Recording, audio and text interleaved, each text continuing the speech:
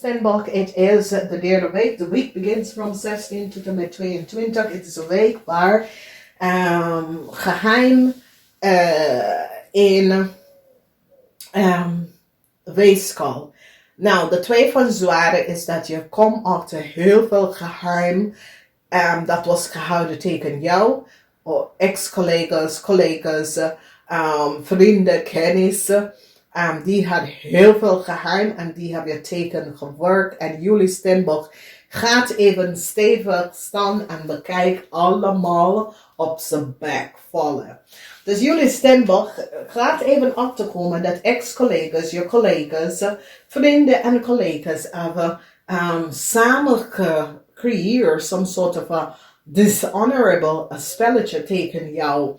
En nou alles komt even boven water.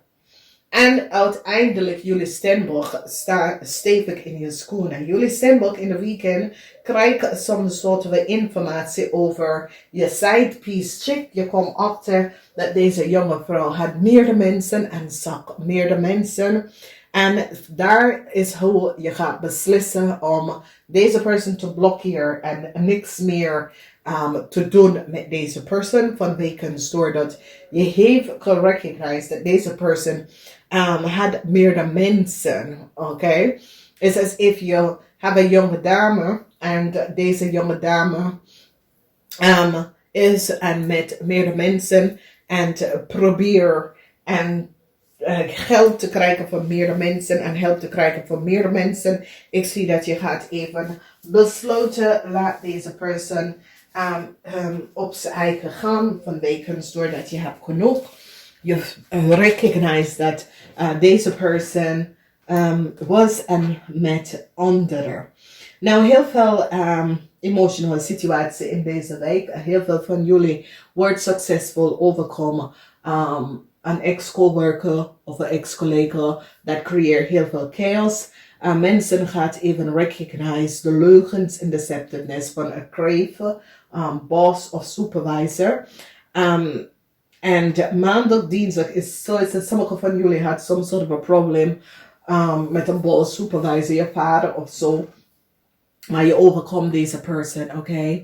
Omdat mensen recognize how ex-collega's, vrienden, kennis dat je dacht dat mensen dat je dacht dat was echt steun je, dat deze mensen hebben ook jouw teken gewerkt. Geheim is hier en de geheim heeft mee te maken met een ex coworker, een vis, kreef of scorpionager.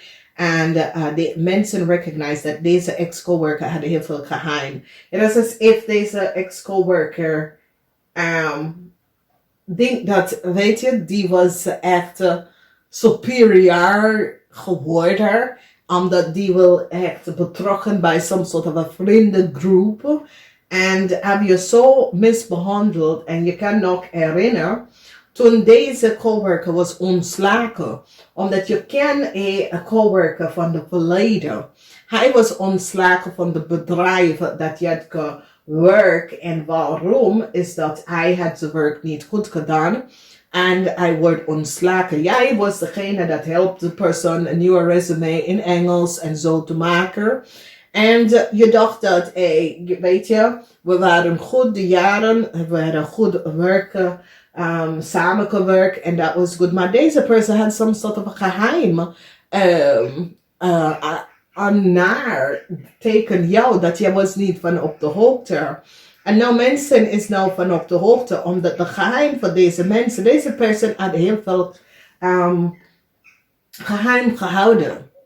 Okay, en nou de waarheid komt uit, omdat nou kom je achter dat deze persoon had samen gewerkt met de kreef en probeert some sort of data en informatie te krijgen. En mensen recognize dat een ex-coworker heeft iets mee te maken, omdat deze ex-coworker heb je een vacature gestuurd en zeggen, hey STEENBOK, weet je, een vacature op LinkedIn gestuurd. So, je bent connected op LinkedIn met een ex-coworker, een paar ex-coworker dat je denkt, oké, deze persoon, weet je, ik had een goed werk, ik kon echt goed overschieten met deze persoon.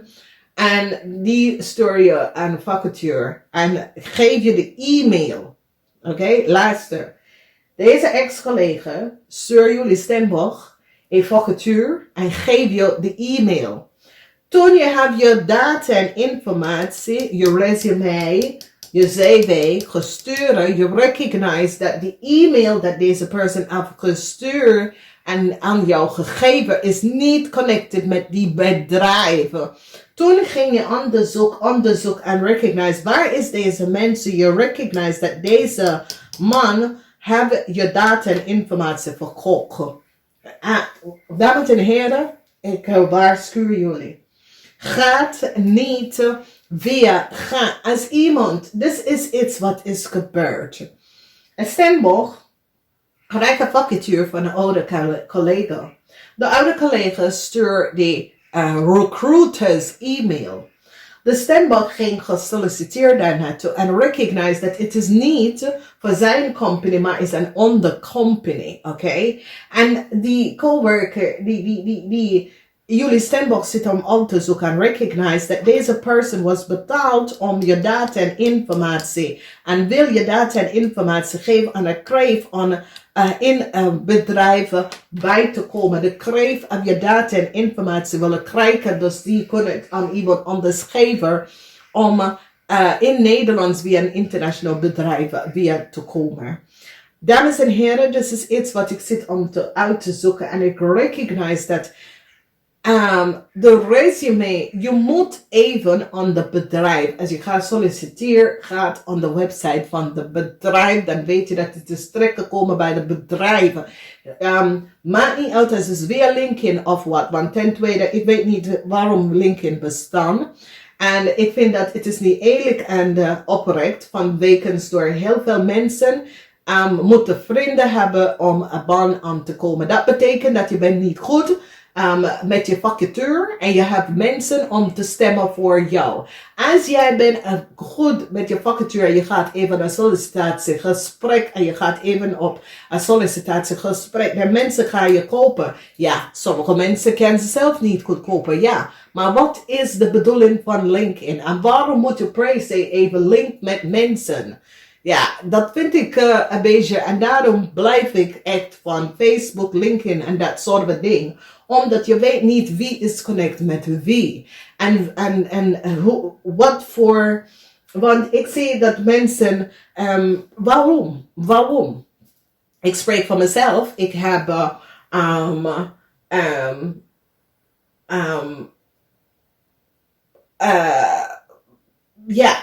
mijn werk spreekt voor mezelf. Dat soort van ding. En ik waarschuw heel veel van jullie. Als je hebt een bedrijf, solliciteer niet met je curriculum vitae of je cv, maar solliciteer. Laat mensen je bedrijf even bekijken.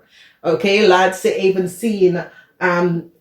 De optical kloppen voor mensen die is samengewerkt met jou en wat ze hebben daar opgeleverd. Sommige mensen is zeer slecht, omdat wat ik heb nou meegemaakt is dat als jij het iets goed, mensen hebben soms soort van haat hier, omdat mensen spenderen de tijd niet om echt vanuit te gaan bouwen. Van zijn eigen wijsheid, knowledge. Nee, die gaat iedereen copy. Stukje van dit, stukje van dat. En dan creëer iets. En sommige mensen is gewoon goed bezig om te kijken wat heeft mensen nodig. En gaat vanuit zichzelf. En daarom ik vind dat CC moet best wel. En ik vind dat als je bent een ZZP'er of een zelfstandig ondernemer, laat mensen vanuit je bedrijf. Oké? Als je gaat solliciteren vanuit je bedrijf. Zend je data en informatie niet. Omdat daar is een groep van recruiters, PLC, niet gebruikt. Oké? Omdat die mensen zit je gegevens en informatie te verkocht aan buitenlanders mensen en brengen ze door Nederlands through international organisatie institution. En laatste nou, ik ben niet bang voor geen van jullie, omdat mensen moeten weten hoe waar zijn gegevens en zijn informatie is gebleven. Daarom de overheid zit om te vragen dat ze hebben heel veel BSN-nummer, maar ze weten niet waar de mensen zijn. Omdat jullie recruiters mensen, neem mensen vanuit het buitenland via je corporation institution. Geld is betaald onderneath de tafel om deze mensen in Nederland te komen. Die krijgen BSN-nummers en de overheid weet het niet daarvan. En onder dingen is dat de overheid moet even bekijken aan de mensen, de buitenlanders mensen dat heeft winkel. En dit is een locatie. Een winkel in een locatie moet best wel. Daar moet best wel een betalen. Zelfstandige of niet. Maar winkel. Als je hebt een winkelpan. Daar moet. En de overheid moet dus inzetten. Want de belasting heeft veel geld verloren. En wij als Nederlandse moeten het oppakken. Omdat buitenlanders mensen.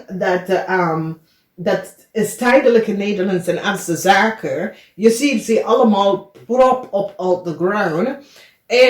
Die heeft geen pinautomaat. Maar je gaat in een Nederlands winkel. Een Nederlands winkel heeft een pinautomaat. En ik denk dat het moet best wel. Deze mensen moeten beslissen om een pinautomaat in zijn winkel te krijgen. Omdat wat gebeurt en wat de Belastingdienst niet weten, is dat al van de geld dat is betalen in kas. En de Belastingdienst ziet niet al van het. Maar een Nederlandse persoon moet alles opgeven omdat ze hebben een pinautomaat in de winkel. En dat is de enige manier dat de Belastingdienst kan even controleren wat is door deze mensen. Omdat heel veel buitenmensen en wij als Nederlanders zijn degene dat moeten betalen en echt onze belasting gaan even betalen. En deze mensen in een dag. Deze mensen verdienen veel meer dan jou, maar jetzt de Belastingdienst ziet alleen het derde van wat ze hebben verdiend. Ik denk dat iedere bedrijf en iedere bedrijfsplan moet nu een beslissing gaan maken dat die moet een pinautomaat, zodat de informatie kunnen ook zien door de Belastingdienst, omdat wij als Nederlandse zijn degene dat krijgt het op onze bekken als wij het niet doen. En deze mensen komen in ons land, creëren heel veel zaken en je ziet niet hoe, als je hebt een winkelpan, als je hebt een locatie waar je in een winkelpan, je moet best wel een betaalautomaat daarin. En dat is hoe mensen en deze recruiters kunnen mensen in Nederland brengen. Daar was heel veel Asiatic chefs dat worden geofferd en vergoeden wanneer we zijn in de shutdown vorig jaar. Dat kan toch niet? Wat komt ze om te doen? We zijn in de shutdown. En ik vind de initiatief van de Spaans en de Portugees om hier te komen om ons te helpen in de koken, dat is best wel goed. Maar die Asiatic mensen komen en al van het geld gaat terug naar eten. Niet blijven in Nederland. Dus ja, wij zijn de boete aan, dames en heren. Dus STEENBOK staan echt op. En recognize, heel veel van jullie STEENBOK dat is in een relatie met een crave, meisje, vriendin of zo. Je gaat even achterkomen. Dat deze persoon was niet eerlijk en oprecht. En mensen gaan even recognize de oneerlijkheid van een young crave person en zijn vrienden en kennissen. Heel veel van jullie STEENBOK gaat even de illusie weghalen van en recognize wat een crave person heeft gedaan. Namaste, tot de volgende keer.